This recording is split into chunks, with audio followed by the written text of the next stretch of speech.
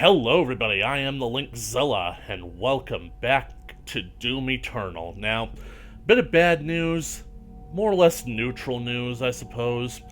Some of you might have noticed that the footage that I have captured for Doom Eternal, the last few episodes at the time of this recording, basically episodes 1, 2, 3, and 4, they were not of the best of quality, and that's basically because they required a whole lot of heavy editing, but I don't know what it was at the time. Maybe it was at the time that I recorded them. I had other processes on my computer going on, but the quality of the videos came out to be very, very lacking, and I have the friggin' hiccups.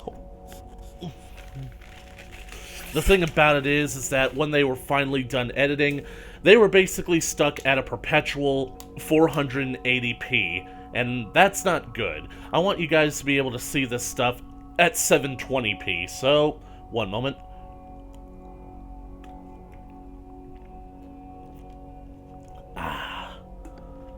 So, basically I figured that I would basically go back and redo episodes 2, 3, and 4, which means that I'm about to do episode 2 again for the third fucking time. Let's just get into it, shall we?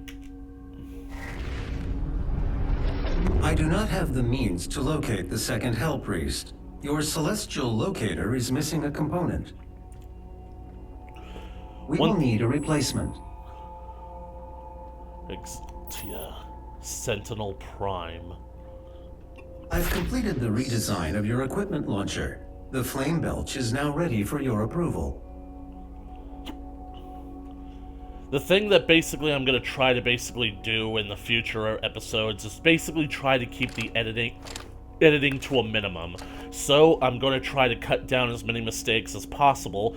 As you guys probably know from future episodes, if you're watching this in, I guess, chronological order or sequential order, whatever it's called, I'm going to be stocking up on extra lives. All 4 of the lives that I have here are the lives that I basically collected in the first level, so... This is an ARC broadcast. There are reports coming out of the quarantined Hellified zone near the San Andreas Chasm. Satellite imagery show what ARC personnel believe to be the legendary Doomslayer himself fighting the mortally challenged. The Doomslayer, or Doom Guy as he is sometimes referred to, was thought to be a myth of the Resistance, a sort of avenging angel. He was last reported to be seen on Mars and is allegedly responsible for the destruction of the Argent Tower there. He disappeared soon afterwards. The UAC continues to deny all reports of his existence. We will continue to broadcast new information as we receive it. Okay, so 2 things. Basically, the whole running joke of basically referring to the demons as, quote, mortally challenged because that's an offensive term. Yeah, it was funny the first time when we saw it in the trailers, mainly because the trailers were indicating that they were making fun the UAC. The UAC is now basically a cult that's basically trying to appease their demon overlords, and it's clear what the game is making fun of. But the ARC resistance, the people who are fighting the demonic invasion, the idea that they are referring to them as mortally challenged for no other reason than political correctness, it comes off as cringy. Sorry about the hiccups. What I'm basically saying is, these people are literally fighting for their lives against a literal invading threat that has no humanity, no sense of restraint, and no sense of morality. And yet they are using a politically correct term to identify them. People who are losing their lives in this war would not be calling them that. Call a spade, call a demon a demon. But, in the summation of this long rant, secondly, They flat out just basically confirmed it for me. And that cutscene back in part 1 where the Hell Priests are standing over the Doomslayer's body, you saw them remove a helmet, but if you slow the frames down enough, you can actually see that it's the classic Doom Guy helmet from the original Doom games. So they call him they refer to him as Doom Guy. He has the original helmet. As far as I'm concerned, that's confirmation right there. So, to all of you people who are still clinging to the notion that the Doomslayer is somehow not Doom Guy, suck it. Yeah.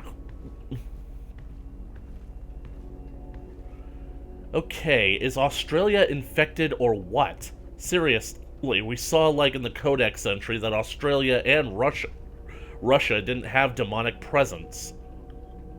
Unless that log was just from, like, the first 6 months or so. Wait, you can go to Mission Select from here? What's the point? Mission Select allows you to revisit completed missions to find items and can only be activated through Mission Select, so this is how you're able to do that.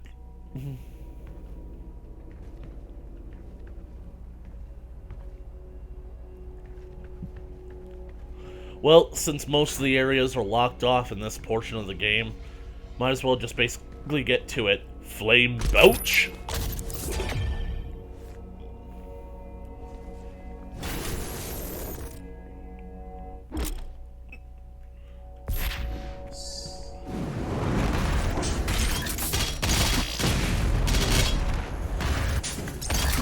I gotta admit, it was pretty weird going through, like, part 1 without that, but seriously, Vega, we're gonna need to talk about whatever you send me into these training tutorial virtual programs when I am in the middle of an active combat zone.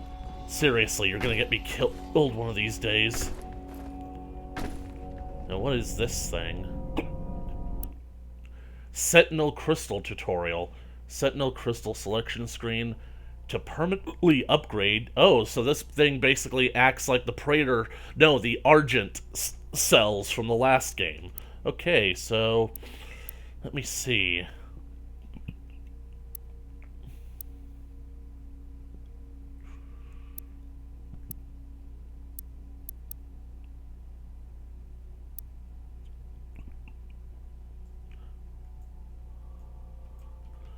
I guess that it really doesn't matter, like, which I choose, because I'm only using this save file to go back and do all this stuff. So sorry about the continuity errors, but there's no way I'm going to be able to make this one-to-one. Alright, Vega, let's go. To Exultia.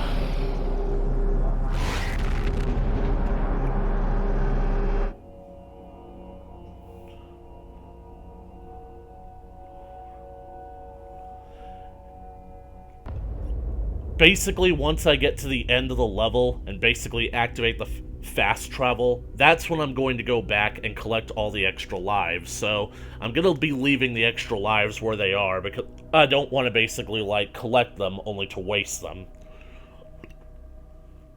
To put an end to the demonic consumption of Earth, the Hell Priests must be eliminated. Following the death of Diagnilox, the remaining 2 Hell Priests have gone missing. You must return to Exultia, the forsaken city of Sentinel Past, to acquire the device necessary to locate the remaining Hell Priests and save Earth. Ah, dang it, I forgot to make that joke about how, well, you wouldn't need to basically, like, get the Celestial Locator if you killed the other 2 Hell Priests when you had the chance. Good heavens, it's me. My sword. And my symbol. Yep, that life is beneath me, but I'm just gonna leave it where I am. But how the heck did I end up missing that? I mean, I would have had to have dropped down here the first time, but I'm just gonna leave it alone for now. Probably because I was too busy focusing on that.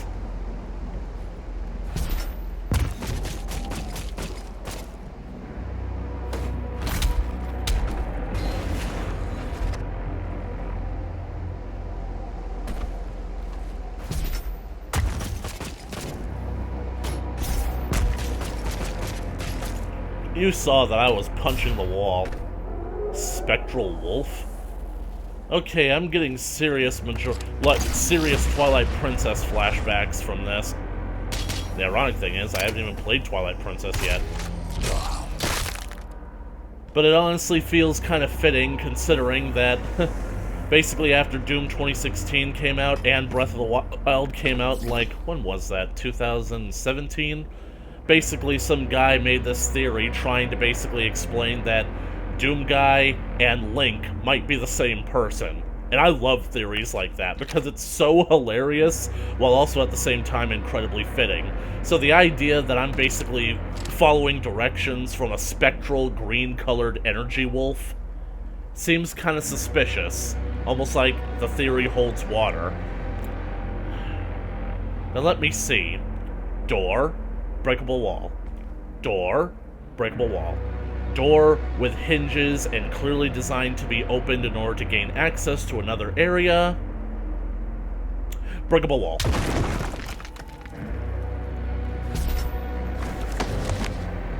Exultia. Ooh, that looks pretty. Not a fan of the roof tiling, though, but maybe that's just a sign of age. Translation from the Ligra Sultagena, Book of Kings.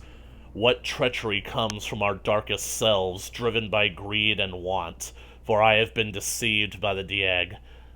They came north with I, the priests, as our allies to our cause, against the con maker and her unscrupulous methods.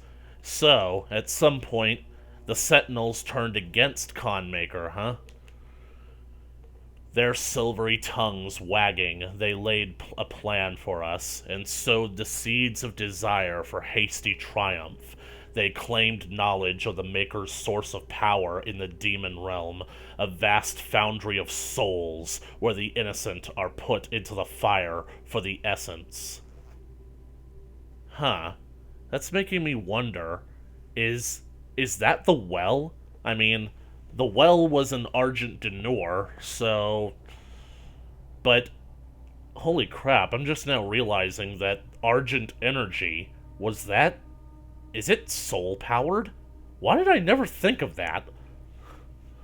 Weird.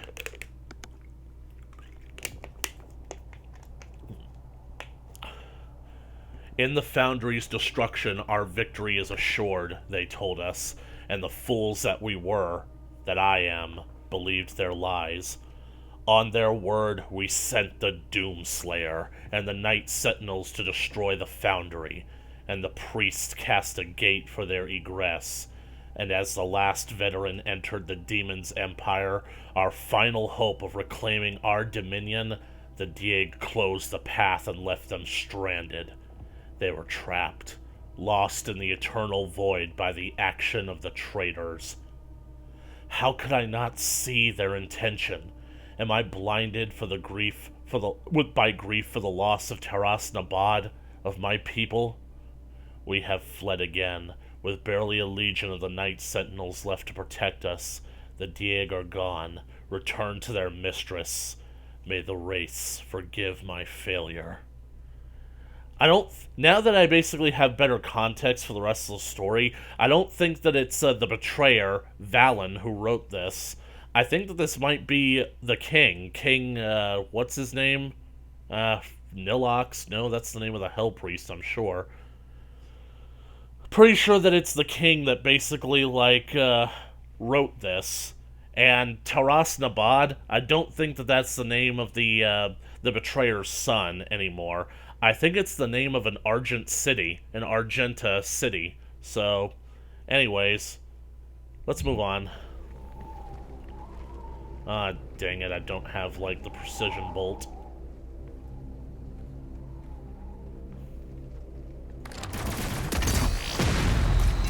Gargoyles! Alright, might as well read it. Blasted out of midair to trigger a stagger.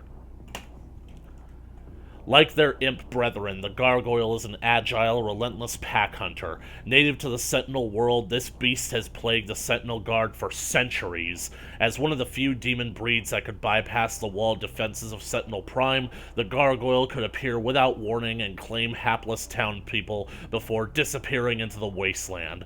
Only the most skilled marksmen of the Night Sentinels could intercept this aerial threat, a peril which demanded an ever-vigilant watch over the city's perimeter. Now, I'm a bit curious about that. Native to the Sentinel world? So, basically, does that mean that this world has basically been consumed by hell, and now the demons have been adopted into the... and now the gargoyles have adopted into the demon horde? Or, is it like... did the gargoyles originate from hell, and they basically were sent as, like, I don't know, the first wave against Sentinel Prime? Are they basically like a kind of thing where, how do I put this? Is it like every single planet gets their own sort of unique breed of demons? Like, basically,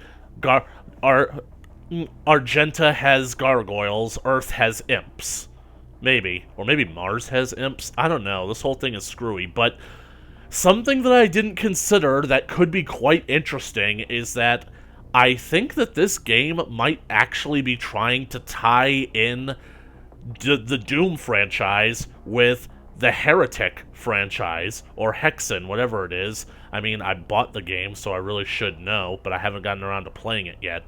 Now, the thing that basically that is because in those games, there are gargoyle-like enemies, and that game is basically a lot like Doom, only instead of using guns, you're using magic. Your main weapon is a magic wand that shoots energy beams from it, and you learn all these cool spells that basically get weapons that allow you to basically, like, fight back against the evil monsters that you're fighting against.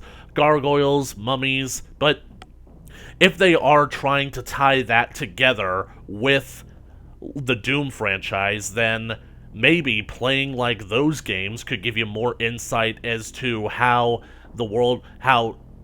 basically Argenta and Sentinel Prime actually worked. So that could be interesting.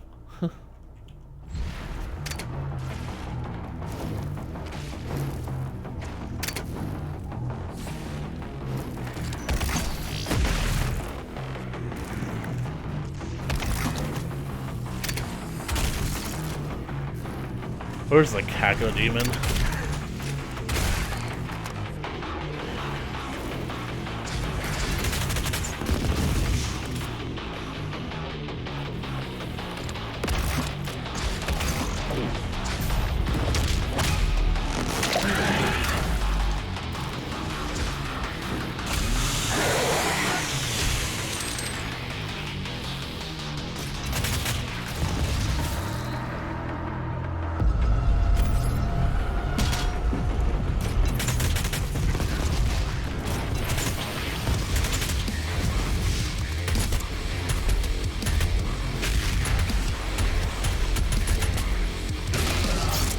That's the thing with knights, you just gotta make sure there's nothing behind you. Darn it, they keep breaking. That was a good one. Okay, a chainsaw can quickly falter this demon. The chain gun, I was about to say. The Hell Knight, warrior beast among demons, has earned its place over the millennia in service of the eternal archdemons, as imposed by the sovereign houses. Hell Knights have long served as barbaric enforcers of the netherworld, impelling lesser demons by the way of brutality.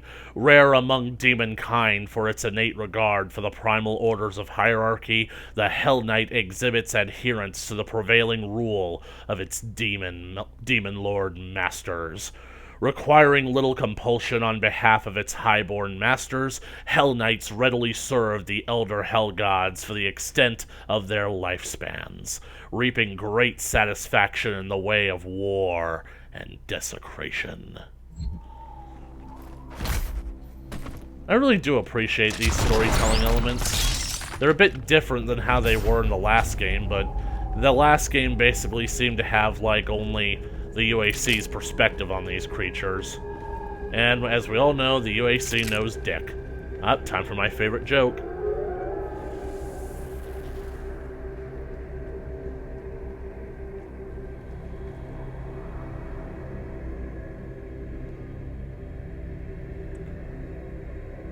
Okay, really?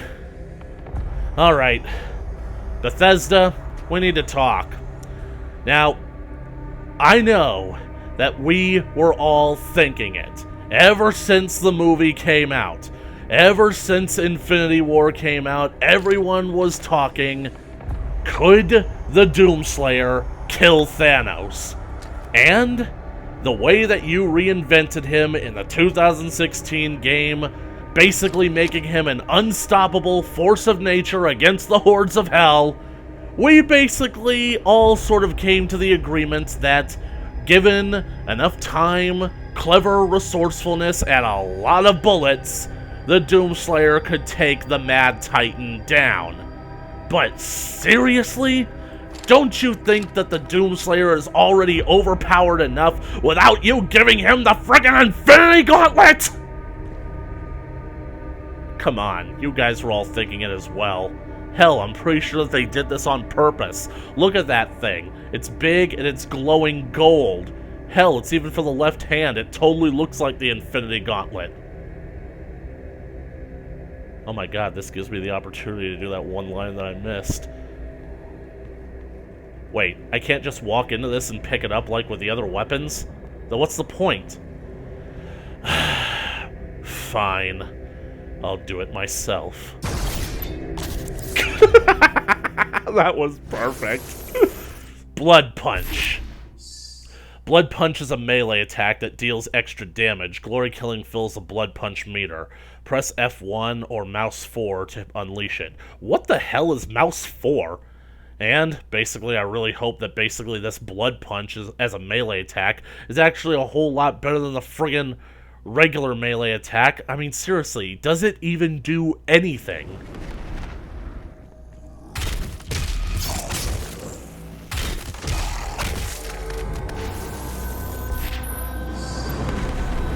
Whoa!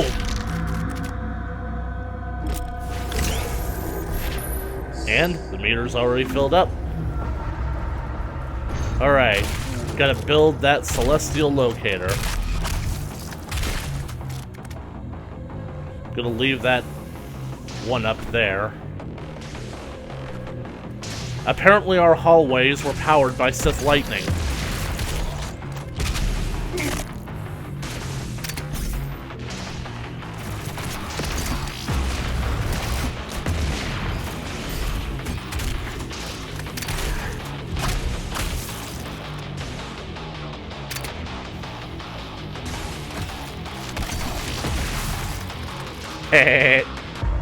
Oh, what is this? Looks of maker design. It's got my symbol on it, so... Oh, this is the rune trial. Okay. Runes enhance your abilities or enable new abilities.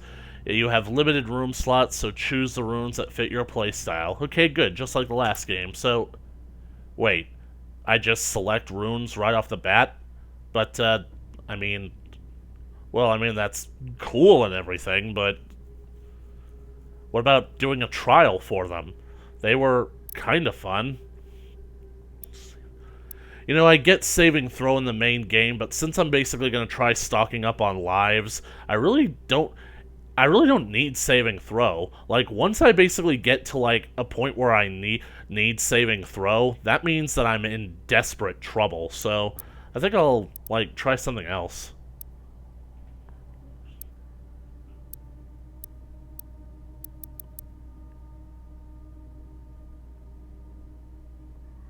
This could be useful, considering that I just got it, but... I think I'll go with Equipment Fiend. You always basically...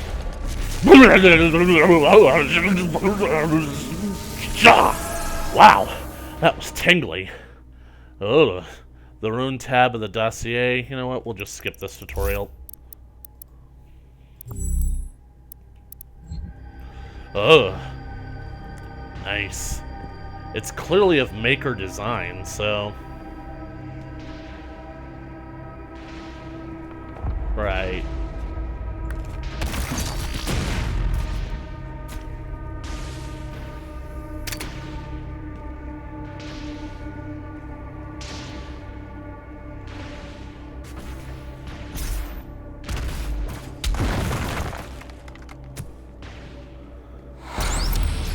Ooh, it's the Arachnotron toy.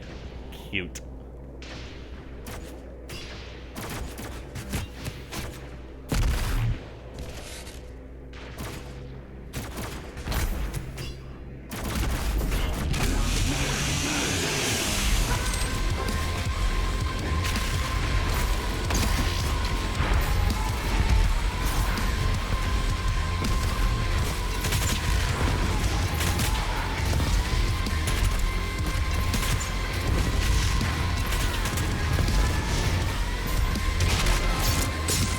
Off with your head.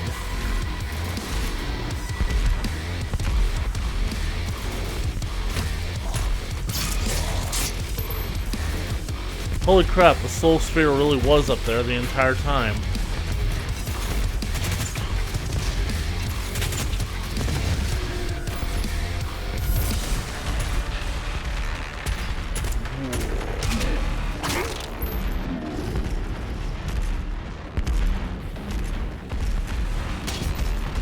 Boing.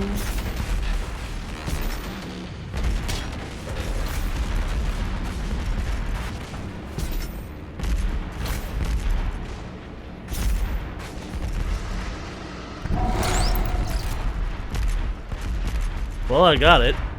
Just still wish that it looked better.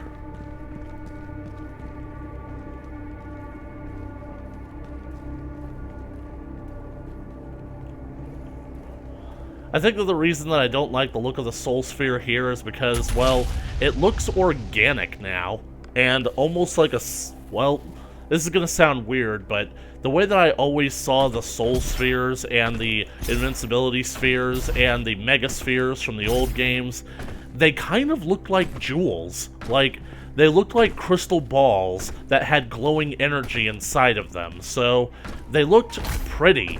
That doesn't look pretty.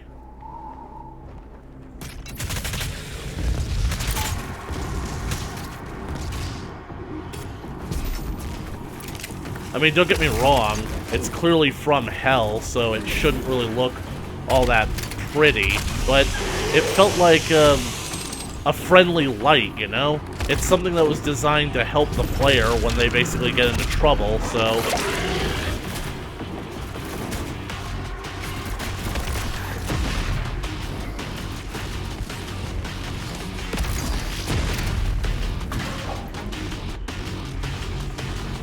Well, the good news about this is that it'll give me the opportunity to show you guys the Slayer Gate.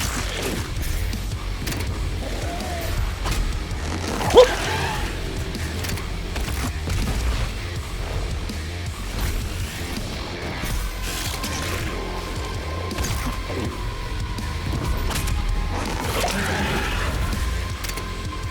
That is why you shouldn't go wandering around with your mouth open. You never know what could fly in there. Bugs, bombs, a dick.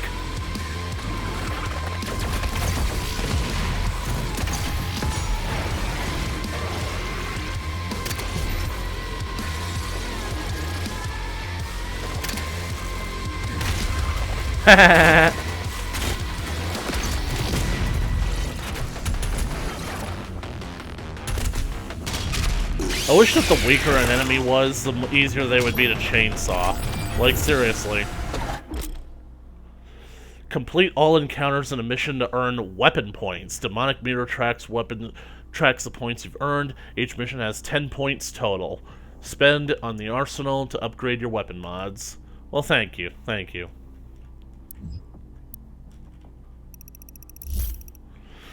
I've got 6 of them. Excellent. Okay, so...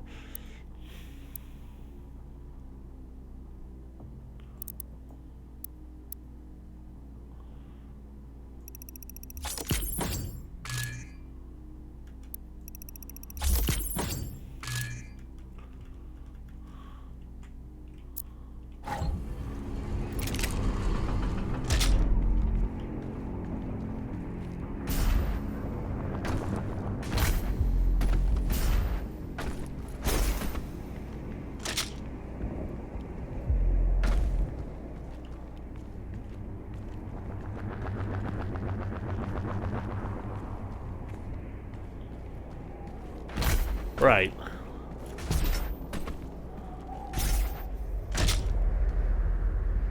I'm gonna get a weapons upgrade mod soon, right? Wait, did I leave that codex behind? Oh. I have to remember to basically turn around and grab that.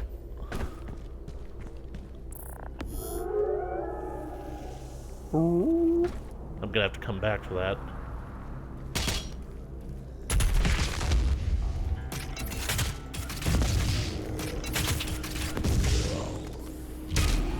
Boink!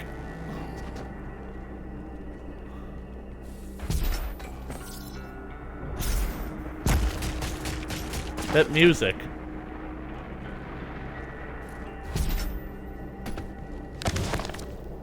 It sounds like the ending music for when you beat the Tower of Babel. I guess it's basically the ending music for the entirety of the Shores of Hell.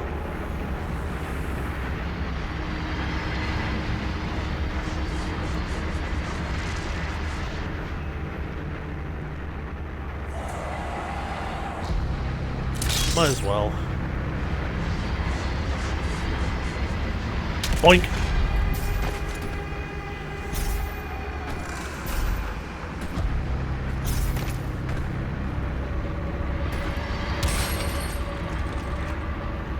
When people go to work, they say that they have to punch in. I wonder, is this how you do it?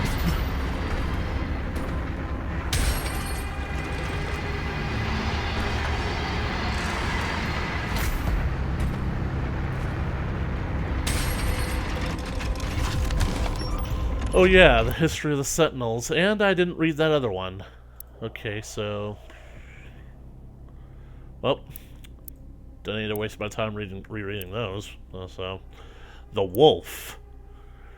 Argenta legends speak of sentinel beasts, loyal creatures that lived as companions of the hardened warriors. Often larger, swifter, and stronger than others of their kind, these animals shared instincts with their masters and aided them in battle. The Night Sentinels never shared publicly the origin of these creatures, for only they stood worthy of them. That's right. Loyal dog. That's my boy. Okay, I am getting some serious God of War vibes from this, because this basically, those are the elemental wraiths, but them emerging from the planet like this basically kind of reminds me of the creation of the Furies. Right. So, is this Argenta?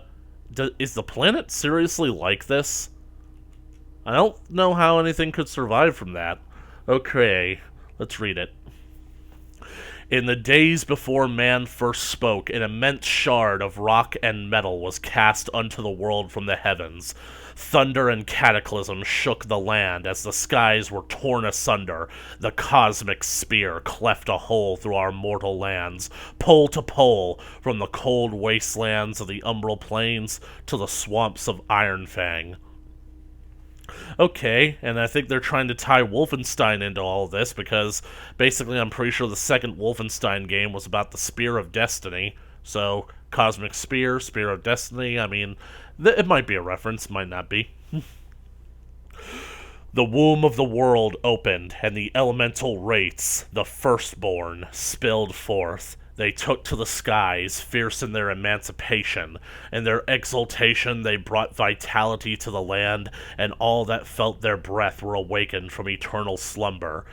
Fierce beasts and an unforgiving biosphere rose in the passing of their shadow, as the wraith call echoed across Argent Denur. First came the Ancestrals, feral creatures invigorated by the magic of the wraiths. They grew to enormous heights, mighty behemoths who waged war with each other for years untold.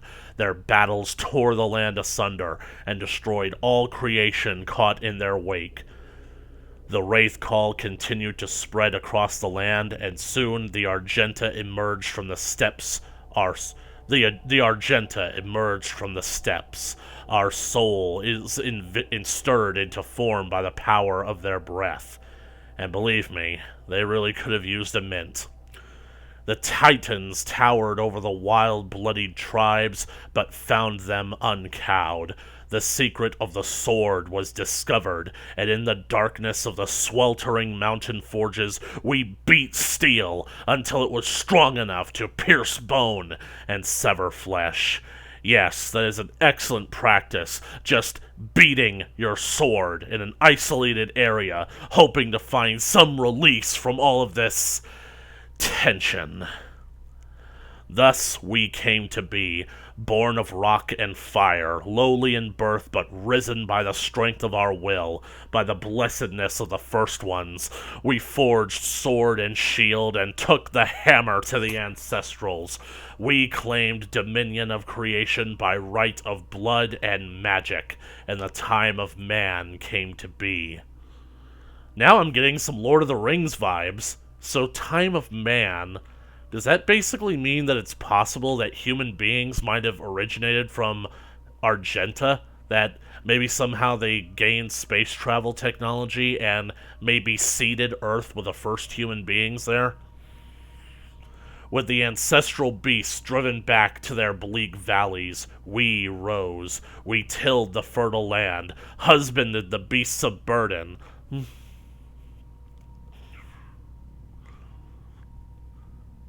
and built towering cities. In the hallowed palace on the obsidian throne, we crowned King Ormero. Ormero, the father, the first of the line that shall reign in perpetuity. Okay, so King Ormero, that's an obvious reference. Ormero, just switch the first two letters. Romero, as in John Romero, one of the lead programmers for the original Doom. So, what's next? We're gonna find someone named Akmac? Carmack? Okay, just hold on one second. I'm basically, getting a message that I'm really interested in seeing.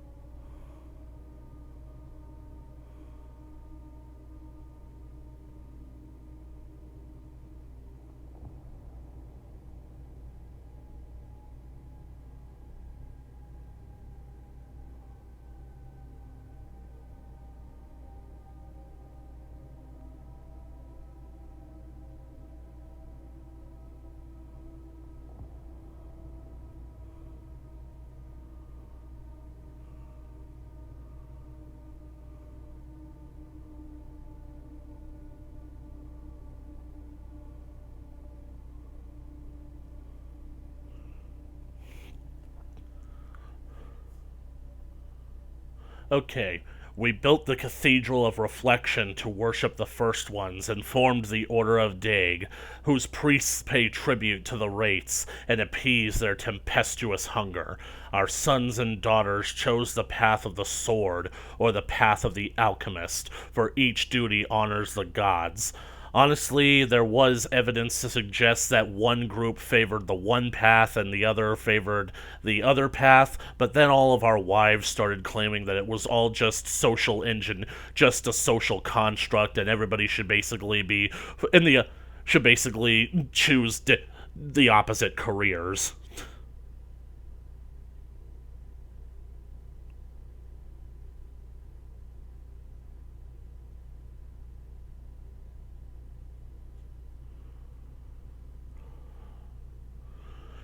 Though our ways were Though our ways were righteous, we were not without strife. Storms and great quakes cast our spires down. Barbaric tribes laid siege to our fields in search of the great gifts Mother Argenta had bestowed upon our world, and the song of the Wraith Call threatened to drive lesser men into madness. But we were not lesser men. We defended that which the First Ones gifted to us, our lands and right to the bounty held within. We beat back the barbarian hordes and hardened our resolve. We rose above the fire, our bodies and souls tempered, and an unbreakable will was shaped in the forge of battle. What emerged was the heart of our legion, the Order of the Night Sentinels. Right, so... and now this is unlocked, and as you can see, at first I was hoping that it was an indication that they unlocked a super shotgun, but it wasn't, so... or maybe it's a golden suit, I can dig that. Nope, this is the dash ability. Quickly move while traversing or fighting, so... go ahead and try and hit me if you're able. You should realize all your efforts are quite feeble. Wow, I didn't even know that there was a life down there. Bully. That'll be something that I'll basically come back for. This is a really great level for farming lives. Well, maybe I did know it was there, because I would have had to have looked back.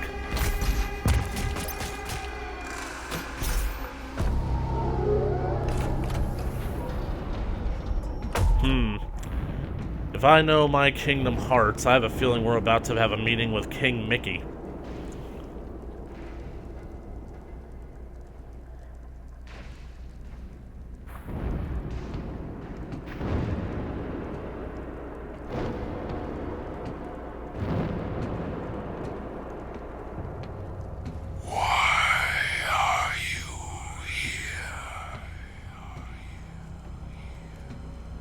Just here to pick up some stuff, old man, and I'll be on my way. It is not yours to take. You'd be surprised how often I hear that, and even more surprised at how little it matters. You cannot Novik. kill the priests. Can't You or know our shouldn't. laws.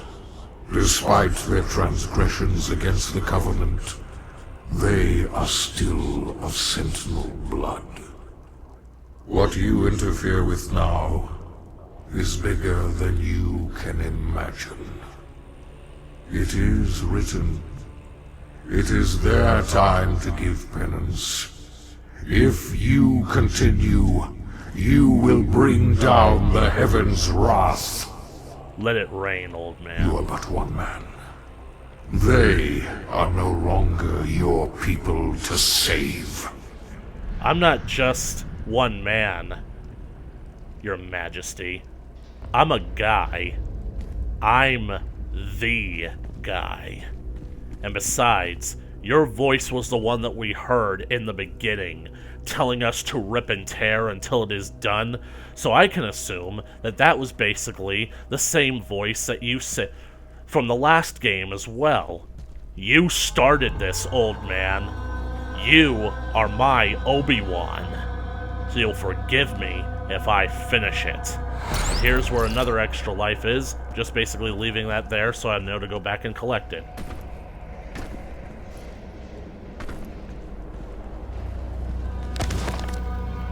King Novik. King Novik ruled over Sentinel Prime for many years as its warrior patriarch, ordained protector of the sovereign Sentinel worlds. The Sentinel people, defined by a legacy of war, deem only those of warrior caste benefit to rule, and in times of battle it is expected that the king led from the battlefield rather than from the safety of the throne. As it is written in Sentinel law, a king unfit for battle is likewise unfit to rule. For millennia, the Sentinel people have secured their civilization against the threat of invasion from beast and human alike, passing on the mantle of battle to each subsequent generation and refining the craft of war into an art of ultimate mastery. Even in times of peace, the Night Sentinels remain vigilant, developing new technologies of conquest, each the more capable of securing their dominion across the sovereign worlds. I like that. I mean, basically the idea of having like a war, basically like the horde mentality that the strongest is right to rule by right of might. That's not exactly the safest option, but that's more or less accounting for times of peace. During times of war, you kind of want a warrior leading the charge, and a king who basically like leads his army into battle on the front lines instead of hiding behind the throne. That's not a good king. That's a great king. If you guys will give me a moment.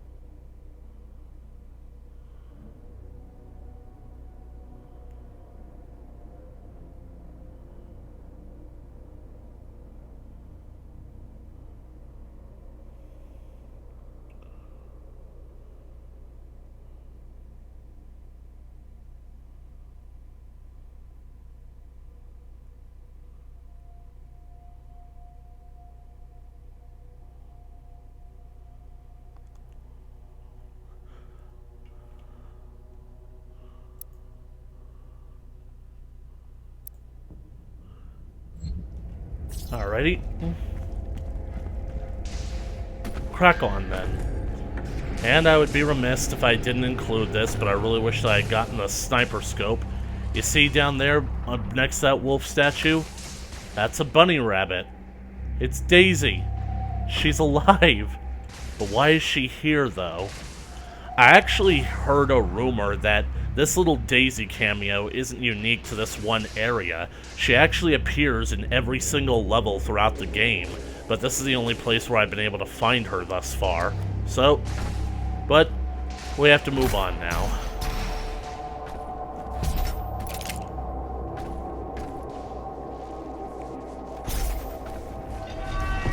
Here, Knight.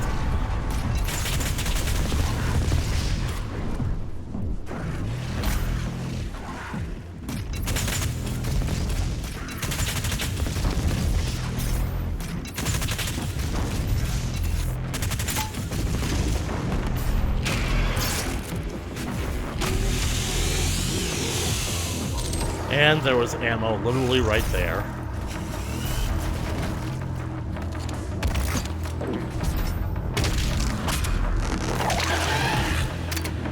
I really gotta stop wasting my blood punches on them.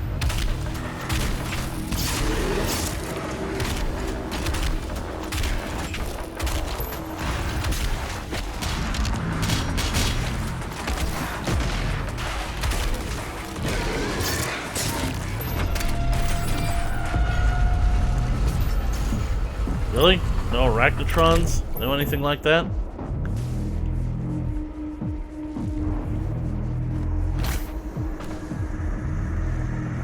Right. Now before I leave, I can start basically backtracking and doing like a few things before we basically like leave this level.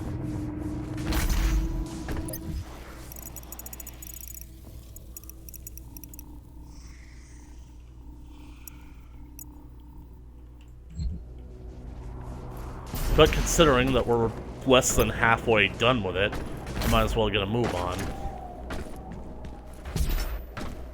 I think it's a good idea that we do this first, though.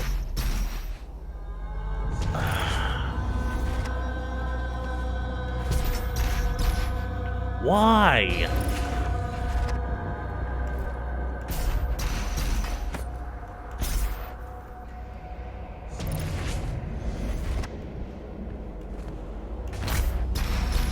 I know that I can make this jump.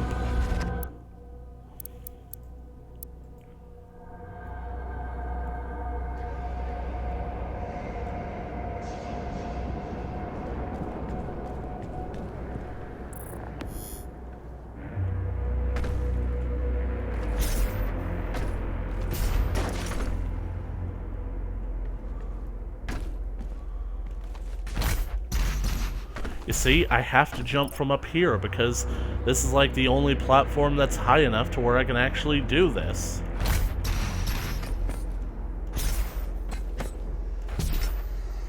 Okay, good.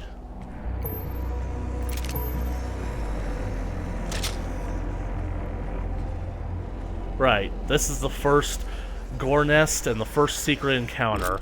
It's not all that bad, it's just they're actually quite a distance away.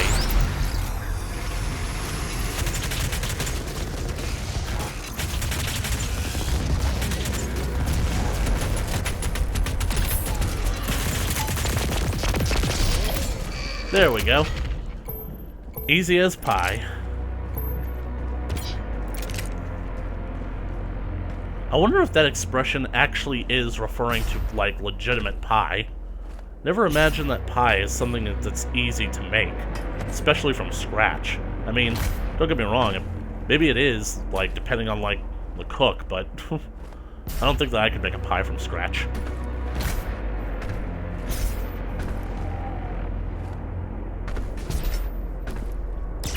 Sentinel battery. This Sentinel battery can be used to provide additional power to your ship. Several modules remain unused. Finding more batteries will enable you to utilize the full functions of your command station.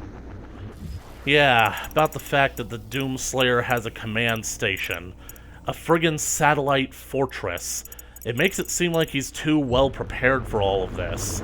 Don't get me wrong, I like it better when he's the underdog, you know? It makes his triumph all the more impressive.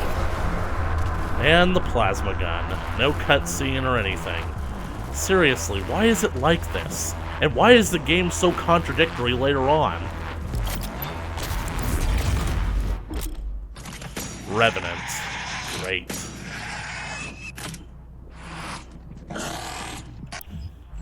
Oh yeah.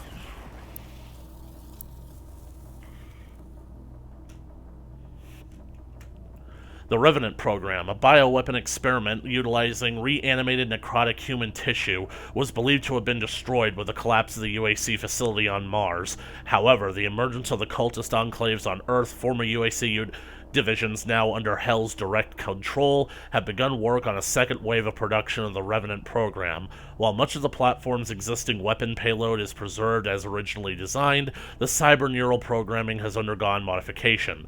Patented signals are wired into the host's frontal cortex, which in turn stimulate a sense of frenzied, unrestrained bloodlust. While these signals are active, the host is incapable of thinking or feeling anything but a singular compulsion to inflict death and violence on the living.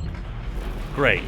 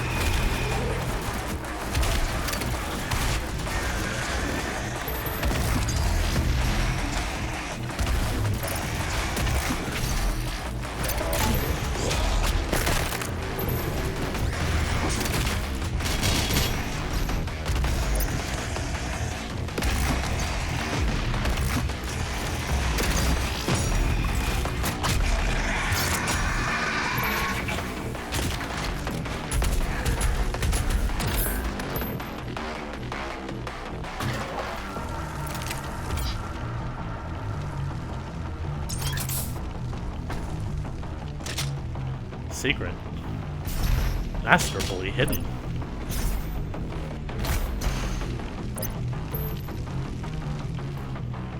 Here, Knight.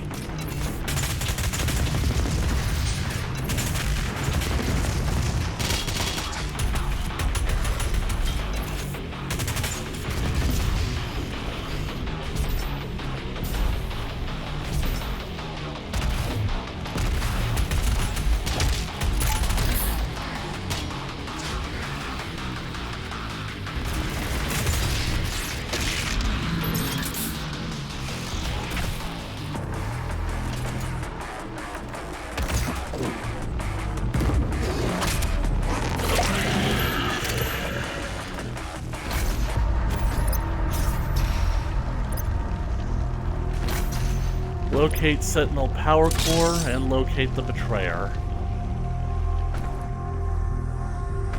Now, how do I get that secret?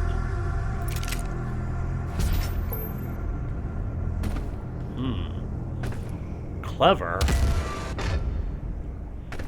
Masterfully hidden. Oh, it's an album! At Doom's Gate. That's the original Doom music. Let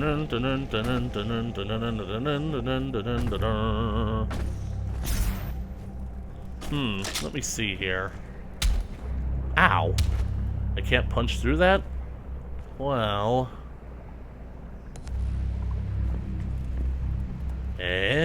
Interesting. So that's what the power cell is needed for.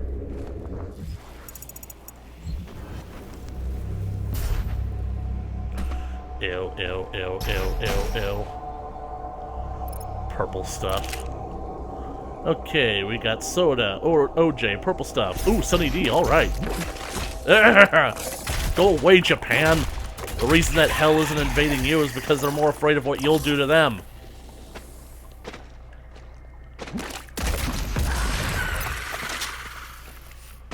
Have to go completely around.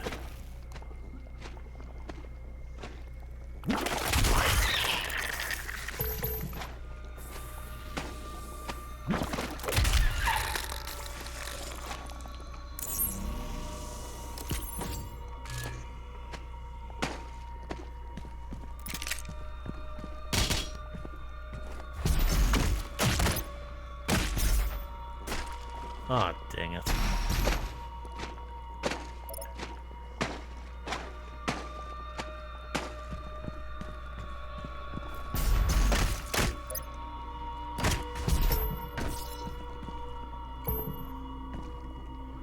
Leave that there.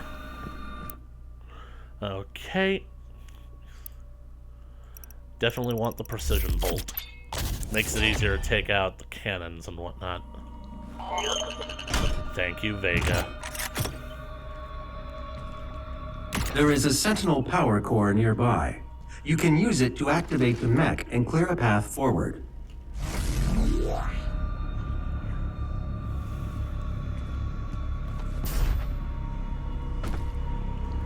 Never really looked up at the sky. Can't tell if that's a billow of smoke or a solid object, or a tornado.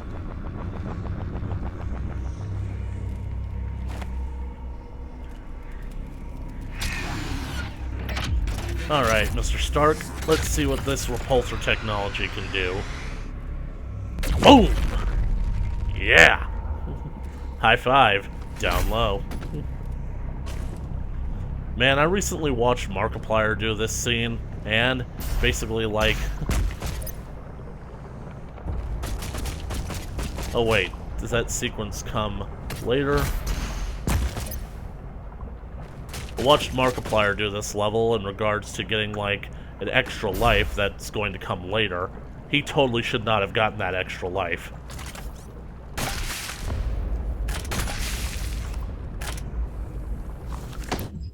Right. Ooh, the Makers. In the time of grief, when King Etrex took the throne, a blessing came to the people of Argenta. White porcelain beings from a world above our own brought gifts to Denur, observers of our great deeds, admirers of our conviction. They sought to make a bond with our swords and bring lasting order to our world. These were beings unlike we had seen before. Sword and shield held no weight against them, for the ethereal flesh of these luminous beings seemed unbound by mortality. Able to move through time and space, they held sway over all dominions of the known and unknown dimensions. Through their ways we grew stronger, our society bolstered by their infinite wisdom and all-knowing power, assuming our people's safety for all time, assuring... Nah, I knew what I said. In this world and the next, where we sharpened the blade and mastered our magic, they bolstered the soul and spirit.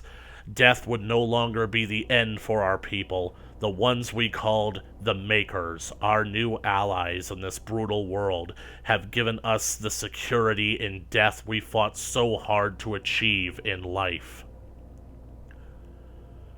We would find eternal peace, and our minds would rest easy with the knowledge that those we fought alongside in battle would join us in the lands beyond the mortal plane.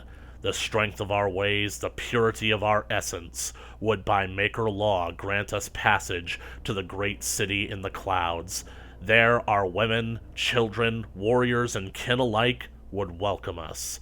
We adopted the holy doctrines of the Makers, gifted in exchange with a chance to earn eternal rest for our immortal souls blessed in Urdok. The covenant we held now under the embrace of our new gods fostered a peace we had never known, for they were unlike the first ones, whose presence offered no paradise from fear and the uncertainty of existence in a harsh and unforgiving world. The Maker's embrace was warm and guided us into an era of spiritual prosperity. Well, isn't that all interesting?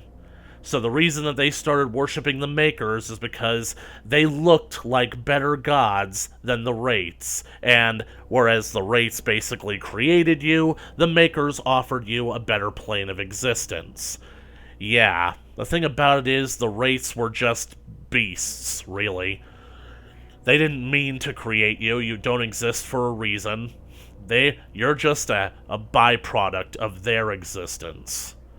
Of course they weren't going to offer you any kind of world afterlife beyond this one, because the only afterlives that exist aren't really all that good.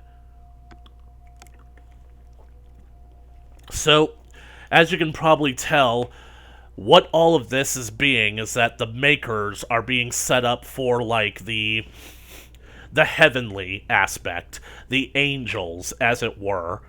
This is basically the inspiration for where Christianity gets its imagery. They all came from these guys, and hell, well, from hell. And basically, as we can see, the fact that the Khan Maker is the villain, the villainess of this game, and the fact that she worked with the Hell Priests in order to overthrow Argent Denur, it's clear that the Makers are in complete control of Hell. Now, I'm not going to get into a whole anti-religious spiel on this channel because I feel like I've sort of moved beyond that portion of my life, but this game is making a very clear argument that when you actually look at everything objectively, the only thing that God is actually saving us from is himself. And that's all I'm going to say about that.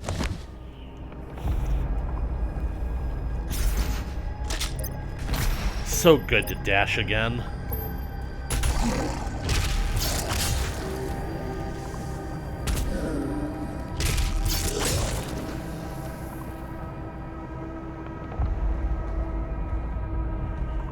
Okay, so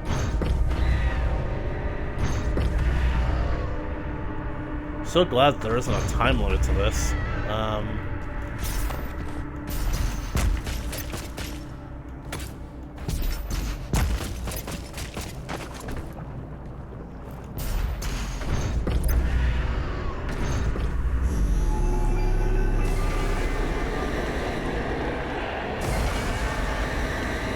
How many doors do you need?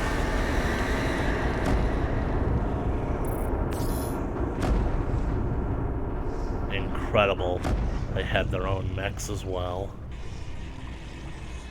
Well, I really hate this part, but I'm really glad that I friggin' got this. Now, that Revenant and the Arachnotron would just... Got him. One down, two to go. I'm talking about the shootable weak points.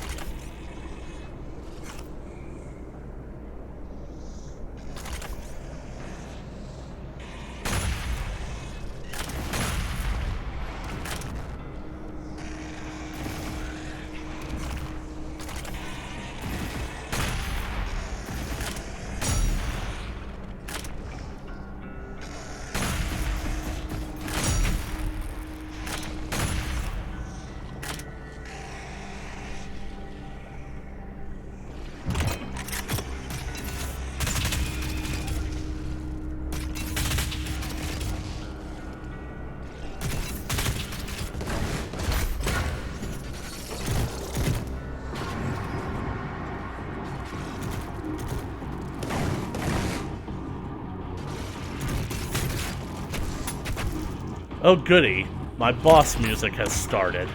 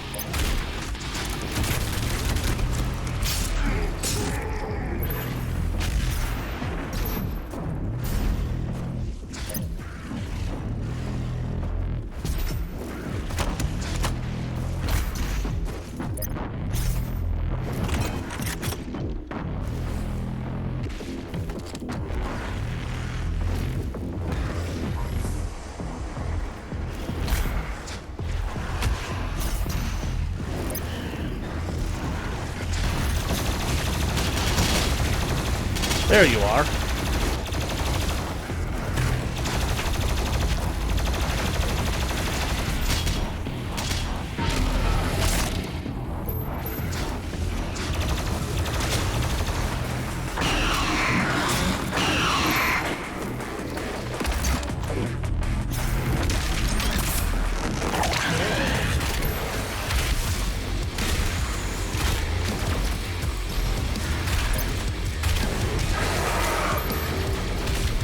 I'm gonna blood punch the spider. Boom! Wow, you're still standing after that.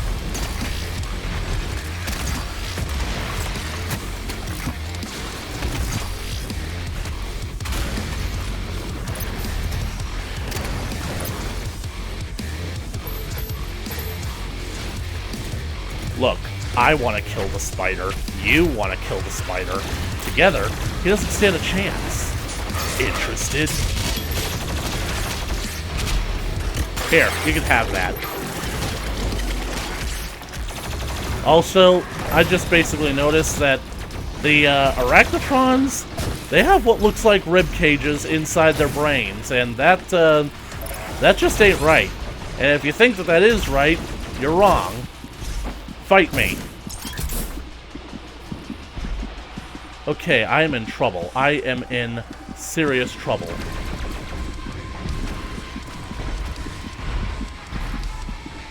Yes! Blood punch! Did I just...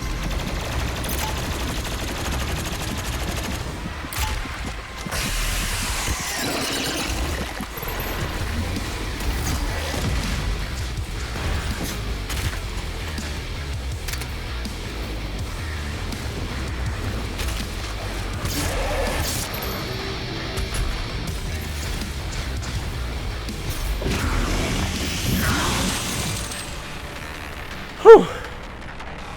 Who's hungry?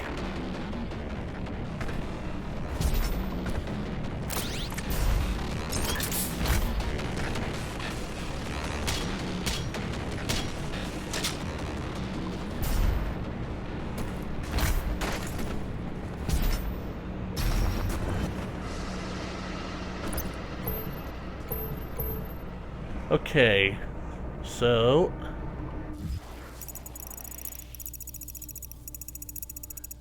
And now, I know what to do.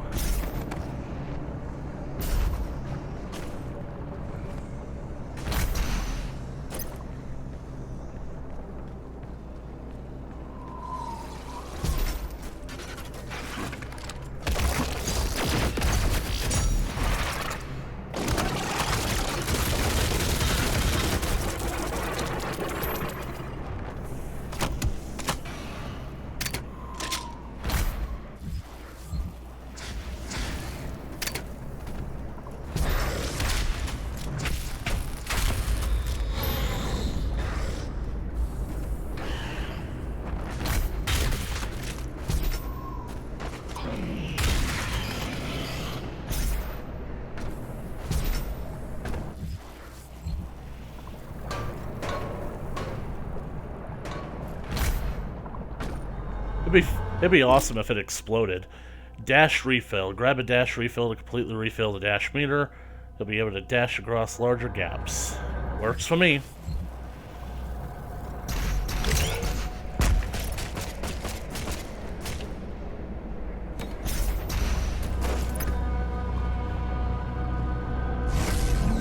Oh, so we have to go through the animation every single time we pick one of these things up?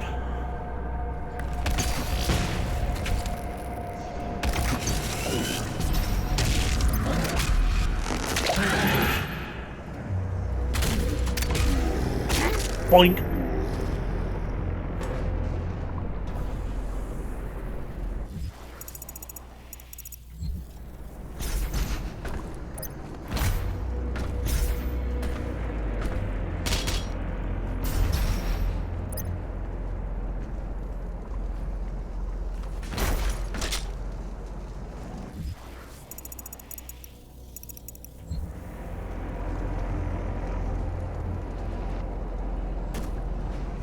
Alrighty. I'm pretty sure that the goal is to pop the barrels.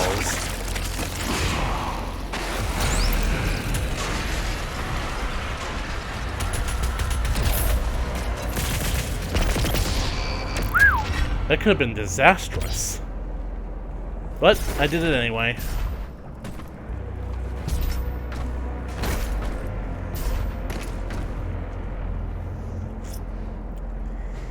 Incredible. It's like a gigantic version of me. My name is Sentinel Prime.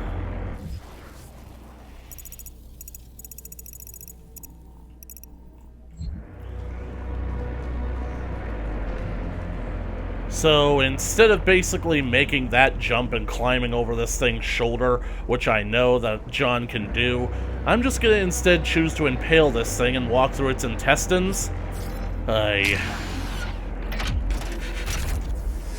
Also, how long ago was all this when it went down? Like, you would think that the bodies would have decayed by now.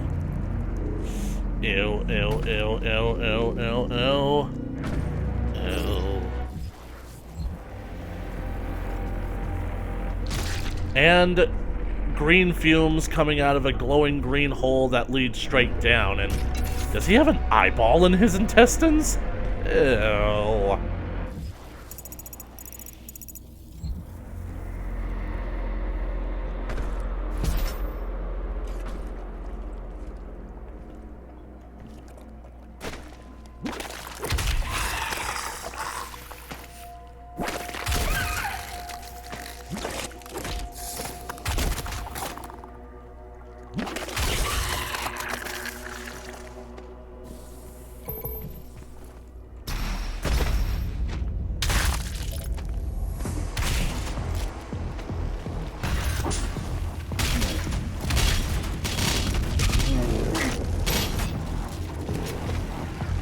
And suddenly, fire wheels from Super Mario Brothers.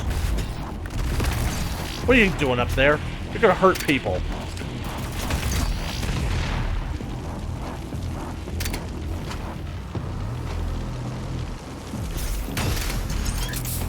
Oops.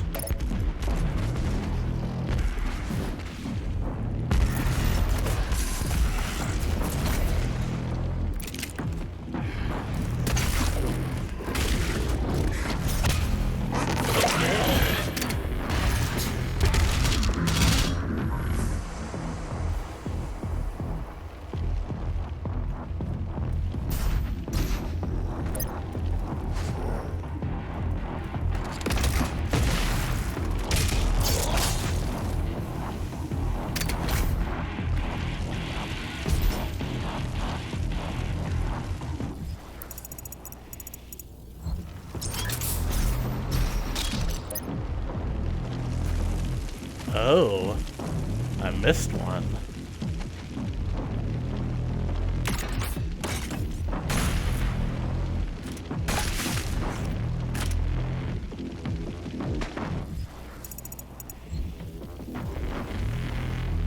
Okay, maybe I missed more than one, but then where the hell is it?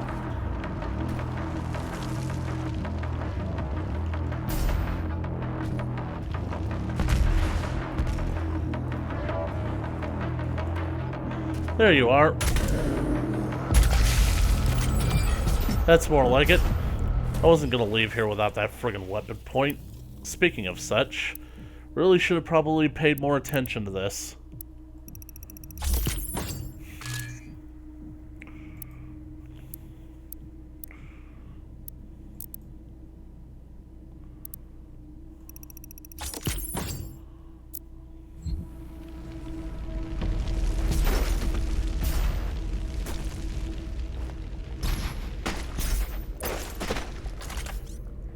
Okay,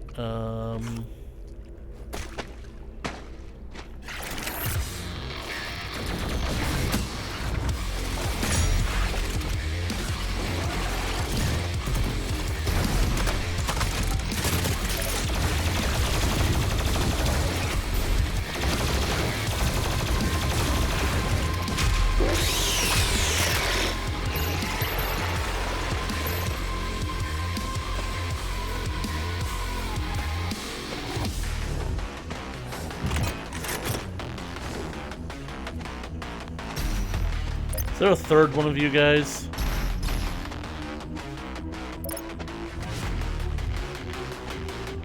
Nope. Looks like it's just you two idiots.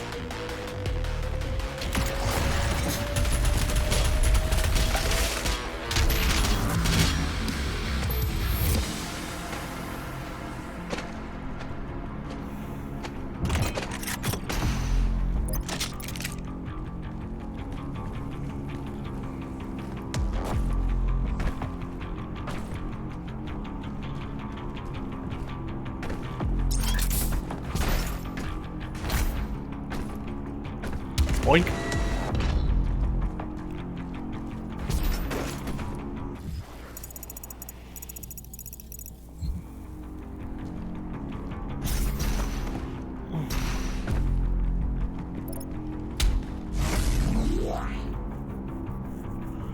You know, I've actually heard that there's like a glitch in this level that basically causes one of the platforms that we're going to need to use coming up. It causes it to disappear. Really hope that I don't run into that problem.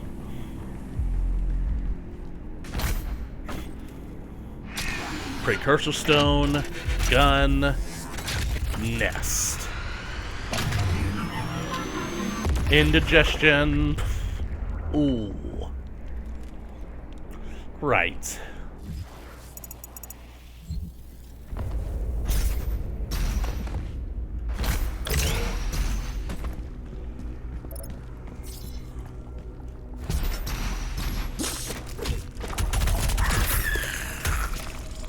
Can't believe I missed this the first time I was through here.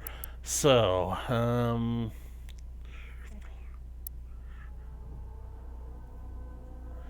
give me the napalm. Oh!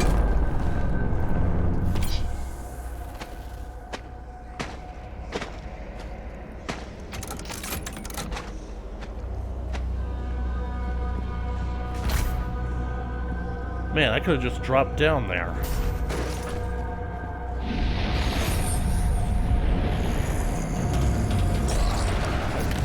Honestly, that guy should have saw it coming. I mean, the platform was shaking.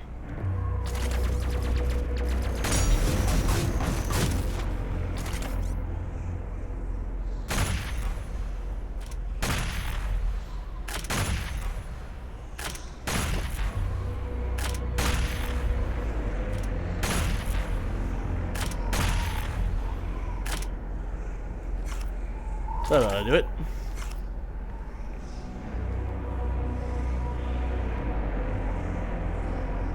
What the hell left this behind?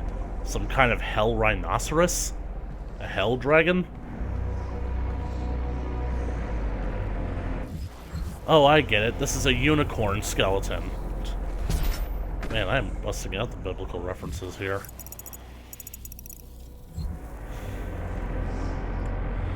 Whoop. Oopsie daisy.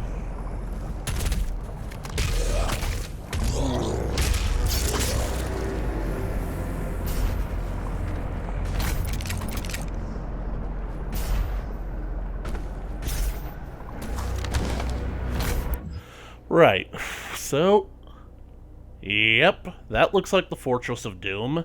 They apparently have satellites. They can, in fact, go into space. Space castles. That's weird. With machine and enchantment of the makers, the Argenta brought our newfound clarity to the disparate realms of the Empyrean Void. Space. We took flight with the support of our gods, spreading the enlightened word of the Khan Maker.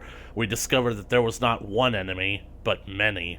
Worlds of people unknown to the Argenta were unveiled, and we saw our own suffering reflected in their eyes. So it's possible that they found the Martian civilization.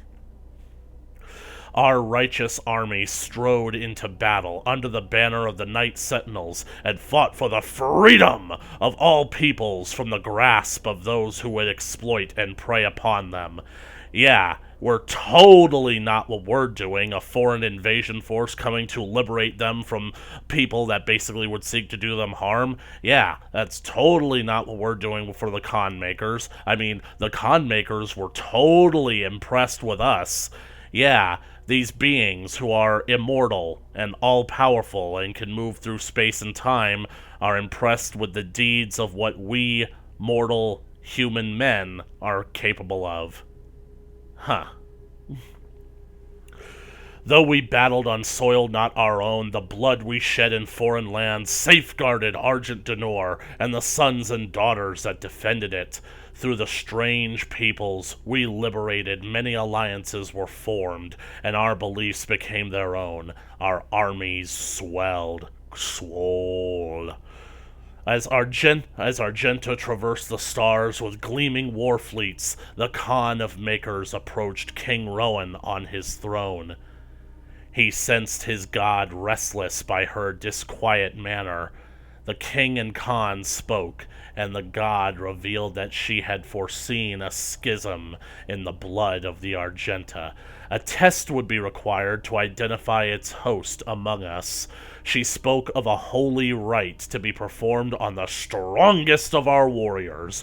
Only those that proved worthy would be tested, for the impurity could reside in only the most resilient of our legion. The Divinity Machine, a great tribute by Maker Scholaris, would help us to cleanse any impurities from our flock, ensuring our continued prosperity in this world and in the Maker realm that awaited in the afterlife. So let me get this straight.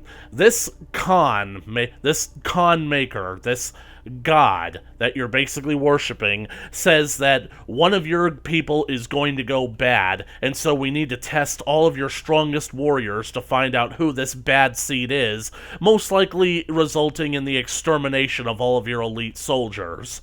Right. I wonder what their real goal could have possibly been. And this Divinity Machine, why do I have a very bad feeling about it?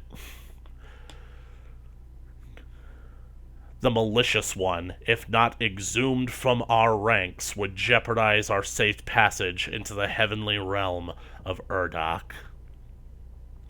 The Dark One was not amongst them yet, nor would he be for many generations. Only the Mother God, through divination and Maker sight, would determine when he stood before them. The Makers were truth, and only their unclouded eyes could find the one who was marked. The prophecy of the Unholy One was written, and through the ages the warning grew faint, until only the Khan Maker herself and the High Priests of the Order of Diag still whispered of he that would one day come to threaten their way of light. Gee, I wonder who that person could be. Who is this mysterious prophesied figure?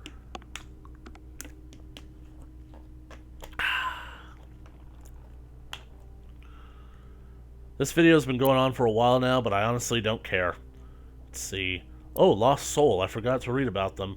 Shoot it with a shotgun to send it flying, causing a delayed explosion.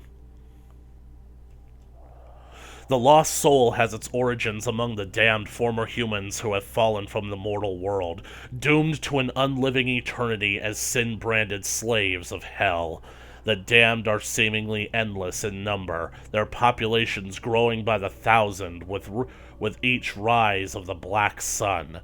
For many, the torturous existence of crushing slave labor is all that awaits. The bodies of the damned are brittle, and those who become broken in labor, their bodies ruined, dismembered, or otherwise incapable of servitude, are transported to the pits, where their souls must be extracted for further use. Those fortunate enough to escape this process are what are inevitably become lost souls. Their spirits transmorgified into physical form. The lost soul knows only madness, its memory a haunted image of its former mortal life. Just like Yamask, these creatures live a fleeting existence, roaming endlessly, seeking only that which can grant them a final death. Well, they found it all right.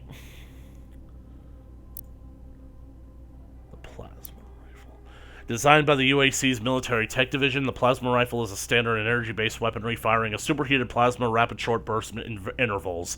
The plasma rifle is capable of overloading energy-based shielding and liquefying enemy combatants. Good to know. Right. Know this, know that, know this.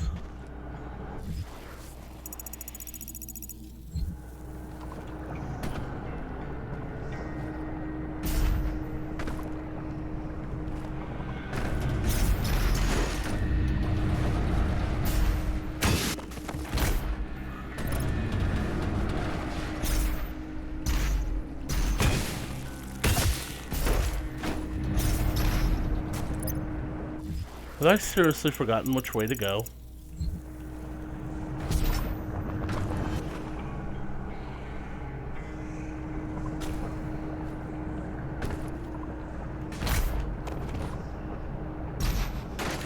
Knock, knock. Soul Sphere. This just looks unpleasant.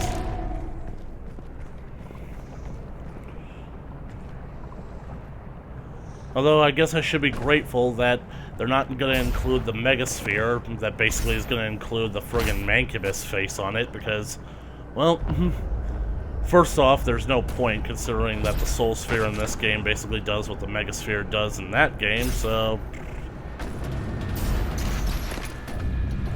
Wait, why did I...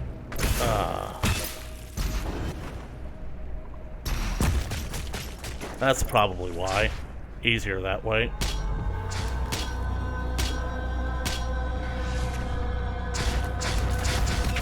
You really have to spit at me, man? What do you think you are, a Dilophosaur?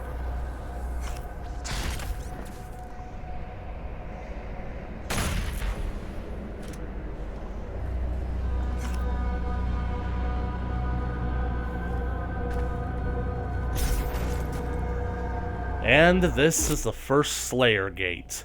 Slayer Gates are optional, intense encounters. Ammo and extra lives spent in the Slayer Gate will not be restored afterwards. Completion awards, 3 weapon points, and an Empyrean key.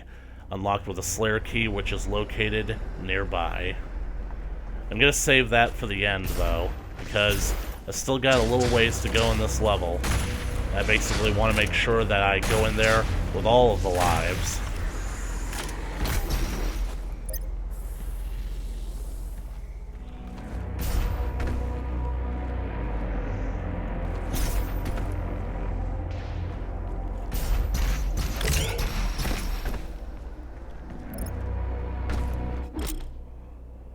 Slayer key unlocks the nearby Slayer Gate. Unlock them all to gain access to the Unmaker in the Fortress of Doom. This is the part that I saw Markiplier playing.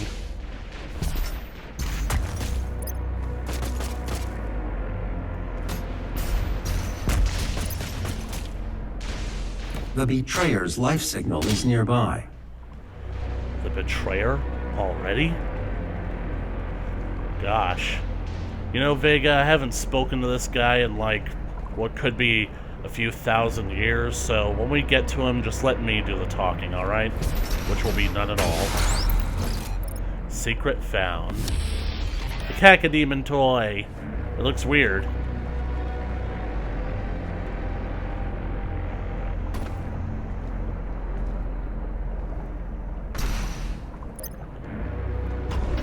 Open up. There are Valen. motion sensors and artillery everywhere. Fortified the place.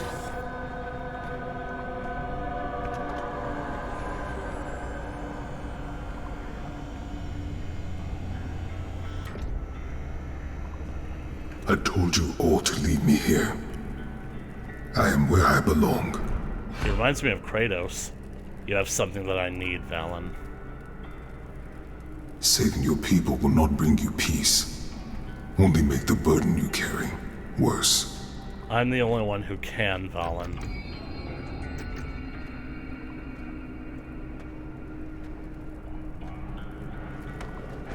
And now you seek to defy the Calm Maker herself. It is your people's time now to give penance, just as it was mine. The gods don't decide our fate, Valen. Hear me, Slayer. When his heart is laid to rest, then his soul will be at peace. And we know who he's And talking so about. will mine. The Icon. So that's the betrayer, Valen. He's got an energy hammer.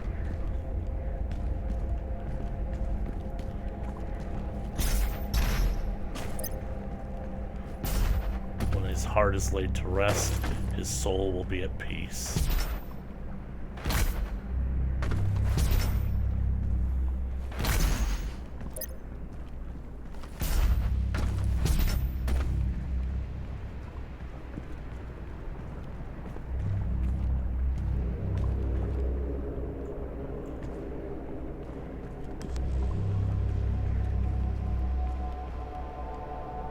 They must be able to withstand intense heat for the magma to not have melted it away yet.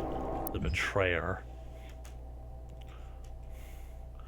After years of prolonged war against the demonic threat invading their world, Argent Denor launched an offensive strike across dimensions, sending their greatest warriors into the heart of hell itself. Despite their training and preparedness, their honor was undone by deceit. Betrayal at the highest levels of command left Argent Denor's bravest warriors cut off and scattered in the hellscape. But of these last remaining Night Sentinels, only one remained in hell by choice. Betrayer of the Argenta, it was Commander Valen who relinquished the keys to the elemental sepulchre in return for his son's resurrection. Haunted by demonic visions, the image of his son's tortured existence plagued him without relent, the whispers of demons pushing him towards madness. In a moment of weakness, he fell prey to the demon's trickery, sealing the fate of Argent Denor, and dooming the kingdom to which he swore a lifelong oath to protect. Valen chose exile in the hellscape for his sacrilege.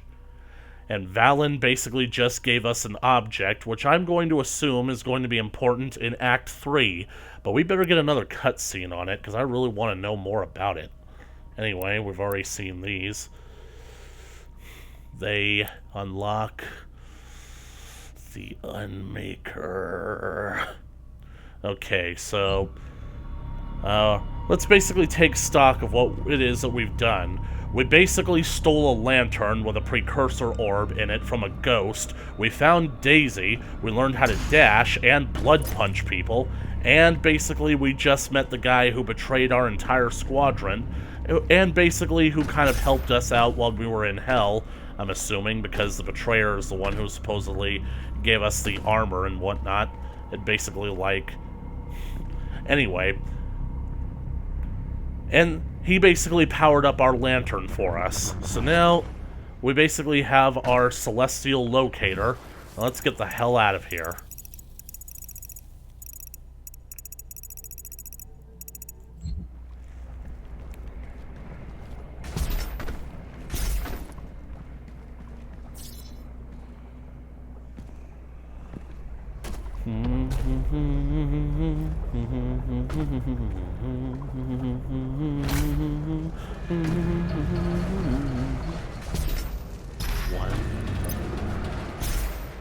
The extraction point has been identified. I will mark its location on your HUD.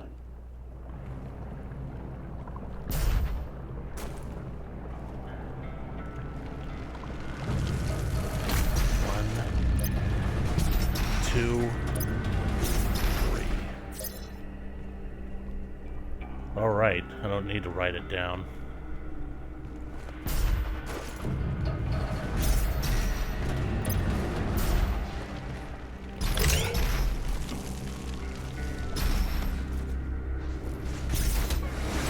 Hi boys, mind if I drop in?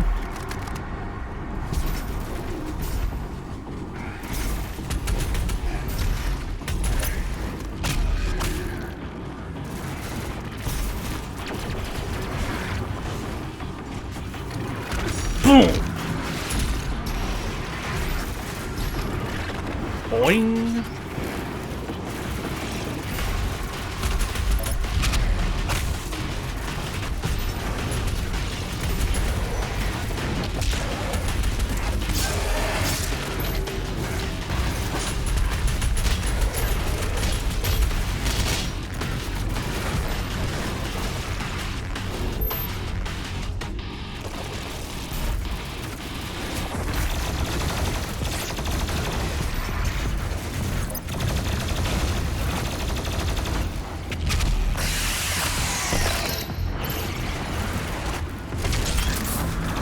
Holy crap, he's still standing.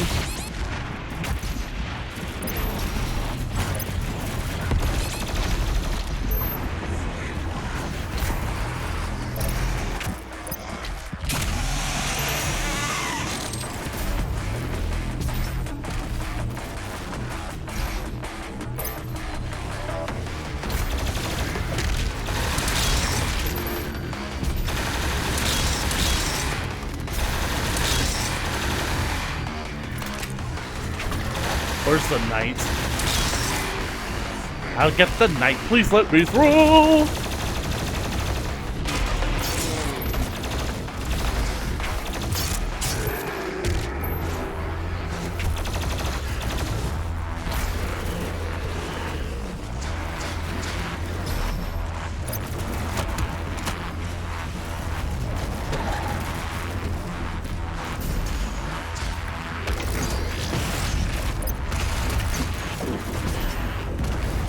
Come here.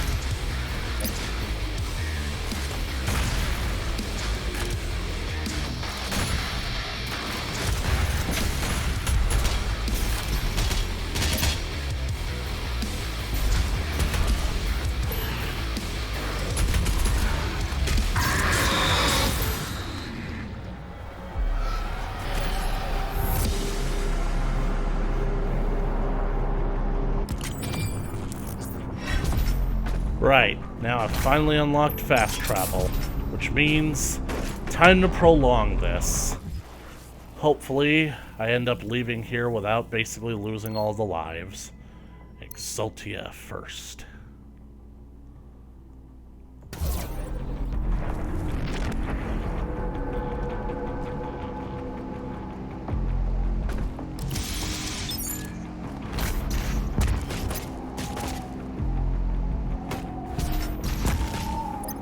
Oh crap, I'm not going in there with a blood punch.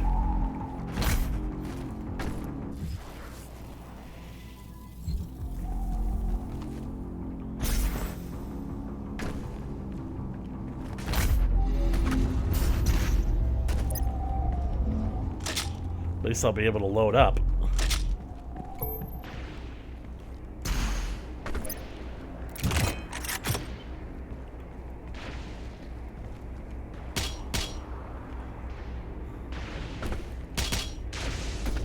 I love coming through places when you're completely maxed out, because then you get to pick up the pickups you left behind.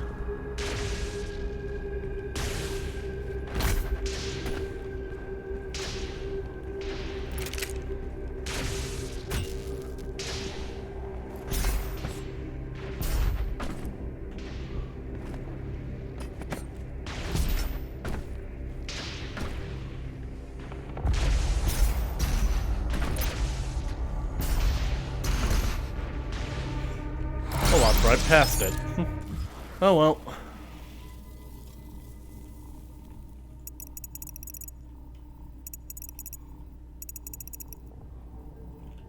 Huh, I could have sworn that there were 4 here.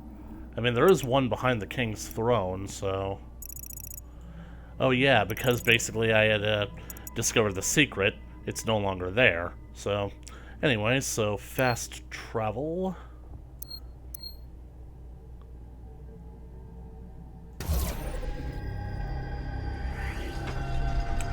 Now.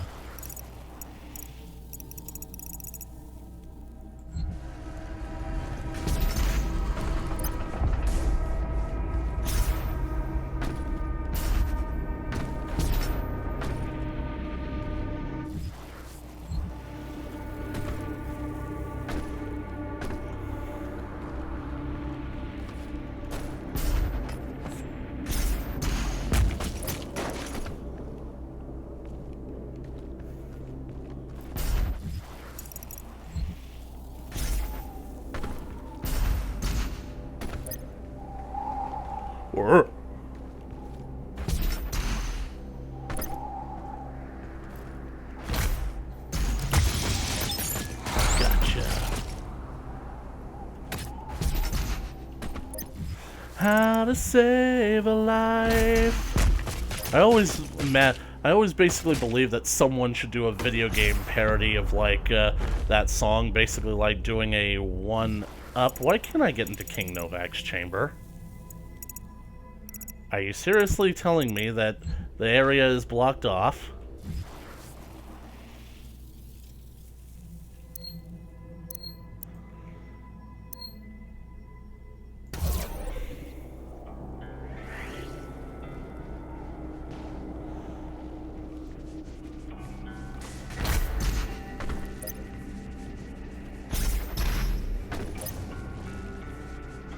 Can I make the jump? I honestly don't think I can. I did! Haha! Checkmate, Novik. You think you can stop me? I'm the Doomslayer, bitch. You might be the king, but I'm the only person in the entire kingdom you refer to as Sir. And besides, you might be the king, but look where it got you. Dead. Although, if basically you're appearing as a Force ghost, I guess that totally does confirm that these people do in fact have souls, and, well, I guess maybe that means that it's possible that maybe the con makers weren't total BSing about this whole afterlife thing.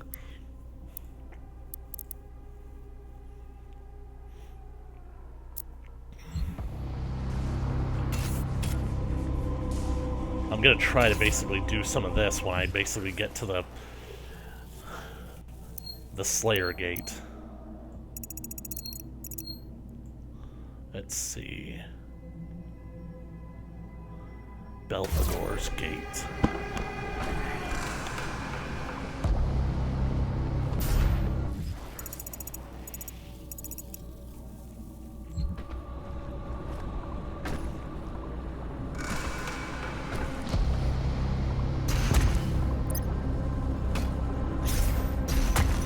This is such weird backtracking.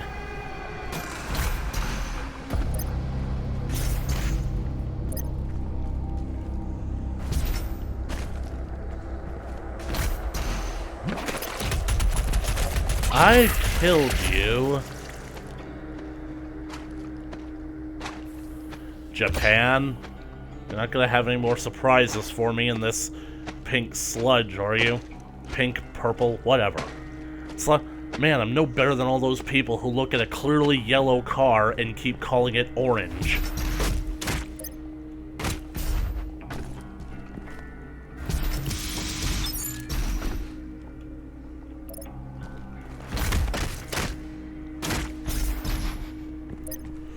Ew.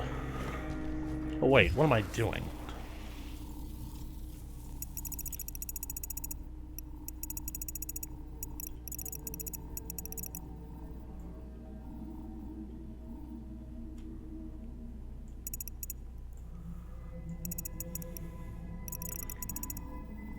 So is that like a total of 7 lives for this level? Cool. And I think I was farming just the one. But then again, you really can't go farming until you basically complete the entire level, and ain't nobody got time for that. Hell, I shouldn't even be wasting my time basically, like, doing this entire thing all over again, but I'm doing it anyway.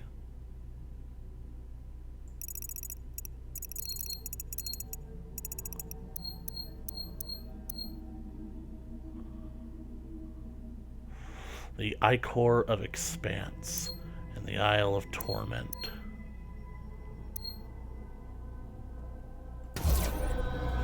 Who breaks my chains of torment?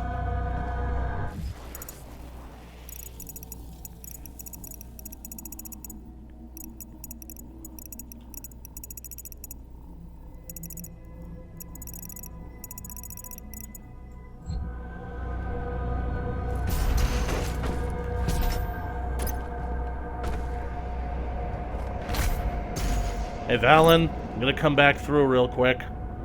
Don't mind me, just running an errand, trying to pick up some eggs, some milk. God, they both go bad so quickly, but what are you gonna do? What you gonna do when they come for you?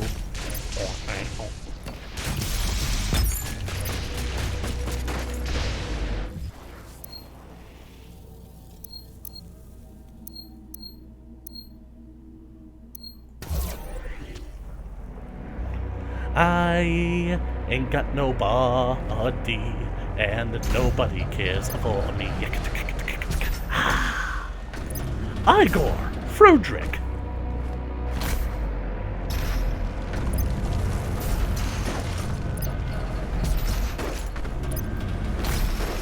What are you? How did you get down here? Through the dumbwaiter. I've heard the strangest noise upstairs, and I just followed it down. Call it Hutch.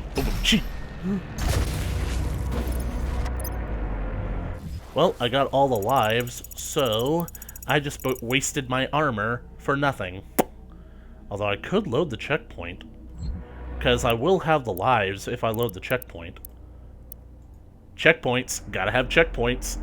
The Fortress of Doom tips. Acquire all 6 Empyrean keys by completing all Slayer gates to activate the Maker device in the Fortress of Doom, which unlocks the Unmaker. Gimme, gimme, gimme, gimme, gimme. I just hope that it's a lot better than how it was in, like, Brutal Doom 64.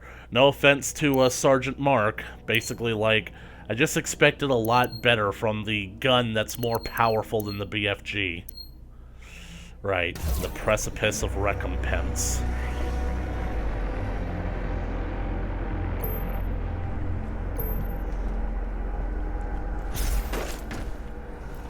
I could get that final piece of armor and activate the, oh yeah, I don't get the opportunity to pick up any more ammo.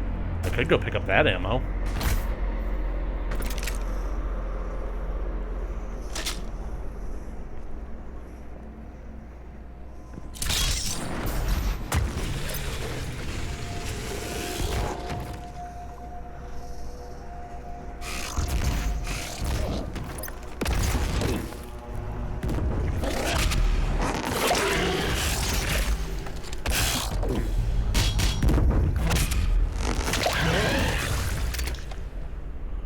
Right.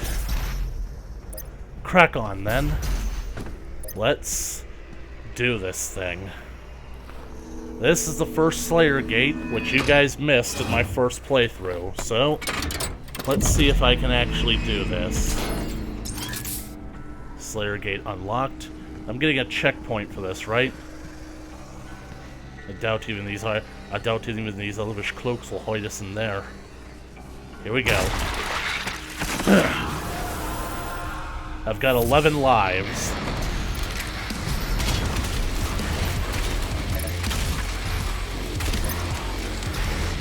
Hey, this is the place where I fought the...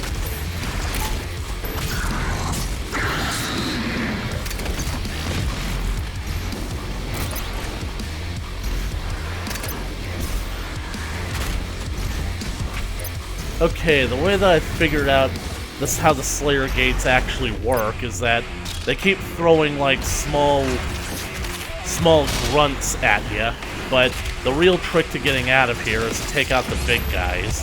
So...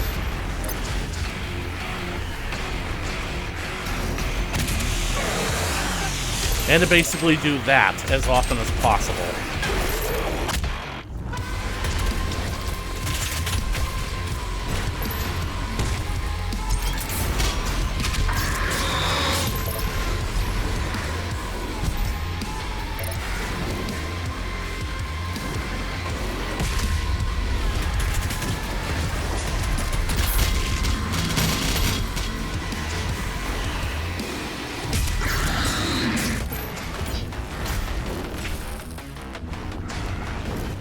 I really love the sound of picking up a whole lot of armor shards at once. Ah, goody. A big guy is here. And here comes the Dread Knight. Don't worry. You've dealt with him before. You can totally do him.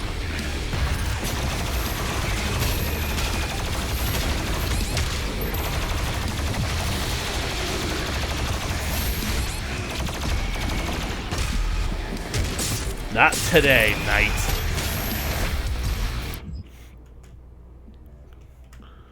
A variation of the Hell Knight breed, the Dread Knight has been modified and hardwired for aggression. Armed with exoprosthesis empowering energy blade augments, the Dread Knight is a lethal result of UAC cultist engineering, UAC cultist engineering. Epinephrine regulators modulate the Dread Knight with an unbroken flow of rage-addled adrenaline, while its endorphin receptors have been synchronized to respond with the use of its arm-mounted blades. With each kill, the Dread Knight is injected with a flow of artificial dopamine. As a result of this augmentation, the Dread Knight is driven by a biochemically engineered state of pure, unbroken rage. A suffering for which respite can only be found in the act of the kill. Cool story, bro. Man, it has been a while since that saying was relevant, am I right?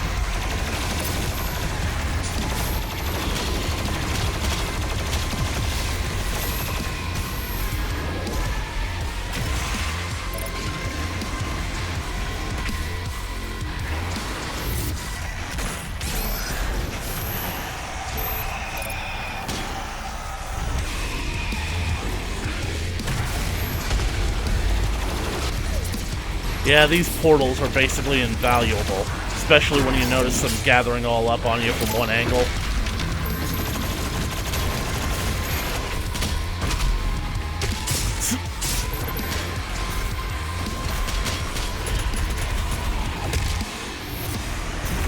Now, how shall I deal with the Revenants? Oh yeah.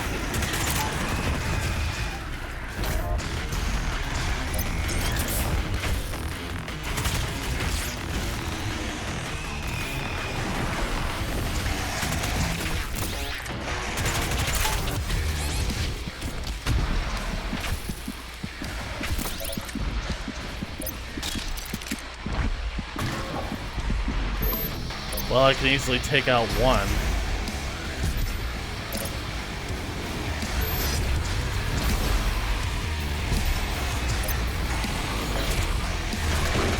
Oh, I thought they only required 2.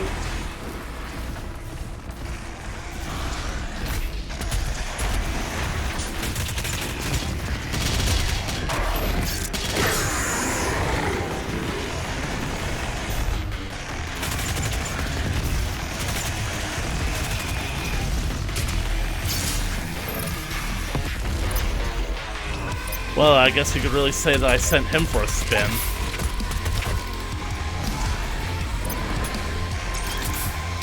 More ammo.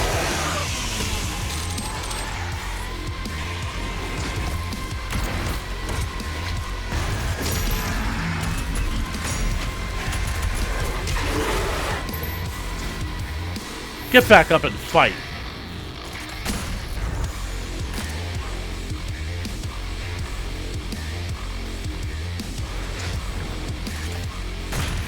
Now, for those of you who might be worried about, like, future episodes, I can guarantee that episode 5 is up to quality, so I won't be having to redo that one. But, wow, I made it through without losing a life.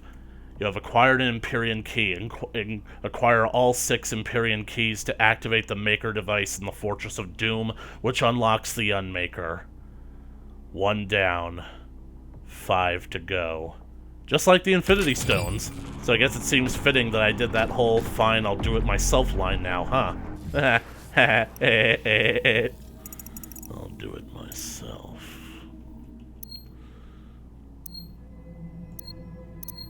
The Isle of Torment. Oh, I just felt a rather odd sensation at the tip of my... Okay, that's enough of that. So, combat and exploration. I just love it when you always do better the second time.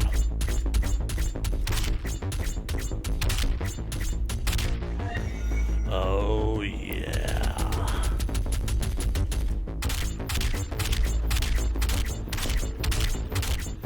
Yay! It's over 9,000! And... Actually... Is it just me, or am I further along than I am on the other one?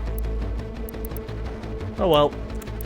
Anyways, that is all the time that I have for this video. If you liked it, please leave a comment on the comment section below. Show like and share with your friends. If you want to keep up with the continuation of Doom 3 coming at you in the future, then be sure to smash that subscribe button and ring that bell for notifications. And as always, I'll catch you guys in the next video.